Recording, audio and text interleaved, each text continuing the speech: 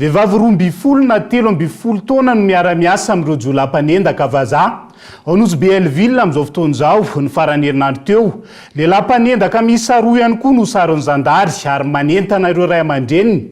Anaramaso ny zanany izy ireo anatin'izay. Ankoatr'izay, Kamerone iray no nahatratrara ny faditseranana zava-mahadomelona mahery vaika. 10 kilao tao amin'ny serana ny mpiara-manidy natao Nosy Gaeton Andriatsilavo. Fomba fiady hafa no ampiasain'ireo jolapanendaka ireo vahin'ny mpizahatany tonga mitsidika ny Nosy. Miara-miasa amin'ny tovovavy mbola tsy ampy-taona izy ireo ahafahany manao ny asa ratsiny. Rehefa natao ny velam-pandrika, lehilahy 2 no saron'ny zandary ka ny ray amin'ireo avy any Atsiranana. Tao amin'ny fokotany Ambatoloka sy Dar es Salaam izay faritra tena misy ireo mpizahatany no nahatratrarana azy ireo. Rehefa misy vazaha zany entan'ireo arandreo avy afara.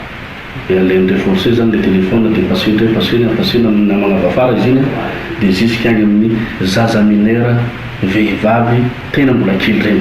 Anao zany tsy maharaka an'izay dia very ilaindreo amin'le lehilahy ihany. Ka tratra zany zareo io ka anisan'izany Roms, ity Roms ity zany avy any Dego fa tonga eto Dar es Salaam. Dia hanao an'io zavatra io dia misy Razafy Sylvain D Black, io zany tompo tanàna karazany manao guide zalahy zay manafika olo. Ho antsika raha aman-dreny, raha ny zaza vehivavy 13 taona miboaka andro aly ny naman'ireo tanora lehilahy reo atako fa misy fuite de responsabilité zay zavatra zay. Ka tokony mba handray andraikitra antsika raha aman-dreny rehefa tsy hitanao ao an-trano zany zanakanao dia tokony mba mailo fa zao zavatra zao zany zavatra misy ao amin'ny fokontany Dar es Salaam. Tambazotra ireto mpanendaka vazaha ireto raha ny fanazavana. Antony, maka ny findain'ireo mpizahatany vahiny izy ireo ary efa misy olona hafa mpivarotra ny entana azo.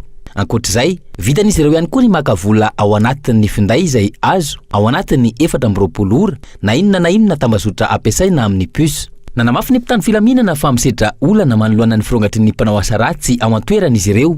Isan'izany tsy fampin'ny olona sy ny fitaovana ary tokony apetraka ihany koa ny caméra de surveillance amin'ireo faritra ahitana tranga matetika. Tsy ny fanendahana ihany, mpandeha tamin'ny zotra-piaramanidina ny Ethiopian Airlines ny 4 febroary 2022 lasa teo no nahatratrara ny ireo mpiasan'ny faditseranana zava-mahadomelona mahery vaika 10 kilao tao amin'ny seranam-piaramanidina Nosy. Nafeniny ilay Kamerone tao anatin'ny kojakoja-piarakodia ny ireo zava-mahadomelona ireo. Raha nitatotra azo tamin'ireo mpiasan'ny faditseranana tao Nosy, niainga avy any Douala Kamerona io mpandeha io ary nifindra tao Addis Abeba alohan'izao natongava ny tao Nosy izao.